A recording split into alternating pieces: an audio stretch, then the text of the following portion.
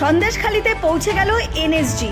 শেখ শাহজাহানের গড়ে বিস্ফোরকের খোঁজে পৌঁছলো এনএসজির বোম স্কোয়াড। রোবট ও অত্যাধুনিক যন্ত্র নিয়ে তল্লাশি চালায়। শেখ শাহজাহানের গড়ে বিস্ফোরকের খোঁজে পৌঁছলো এনএসজির বোম স্কোয়াড।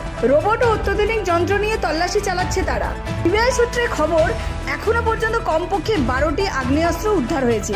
এদিন শাহজাহানের গড়ে বিদেশি আগ্নেয়াস্ত্র, বোমা, কার্তুজের হদিশ পাওয়া যাওয়ার পর থেকে দিনভর শিরোনামে সন্দেশখালী।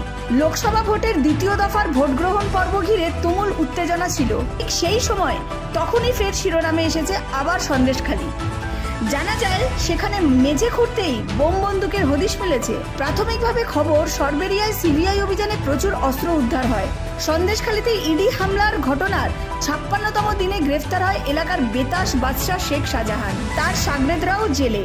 সেই শাহজাহান গড়ে অস্ত্র ভান্ডারের হদিশ মেলায় স্বাভাবিকভাবেই হইচই পড়ে যায়। সরবেরিয়ায় একটি বাড়ির মেঝে খুঁড়তেই অস্ত্র ভান্ডার, বিদেশি অস্ত্রের হদিশ মেলে বলে সিবিআই সূত্রে খবর। এদিন সন্দেশখালীতে 5টি টিমে ভাগ হয়ে গিয়ে এই অভিযান চালিয়েছে সিবিআই। সেখানেই অস্ত্রের হদিশ মেলে। কেন রাখা হয়েছিল এই বিপুল অস্ত্র? ভোটের জন্য নাকি তার আগে থেকেই মজুত করা হয়? প্রশ্ন এখন বাংলায়। কেন্দ্রীয় বাহিনীর জওয়ান দিয়ে বাড়ি ঘিরে সিবিআই তল্লাশি চলছে। শাহজাহানের ঘনিষ্ঠের আত্মীয়ের বাড়িতে বোমা বন্দুকের ভান্ডার মিলেছে। নির্জন দ্বীপে তালাবন্ধ বিদ্যুৎহীন বাড়িতে এত অস্ত্র কেন? প্রশ্ন উঠছে, কি উদ্দেশ্যে, কারা লুকিয়ে রেখেছিল এত বোমা বন্দুক?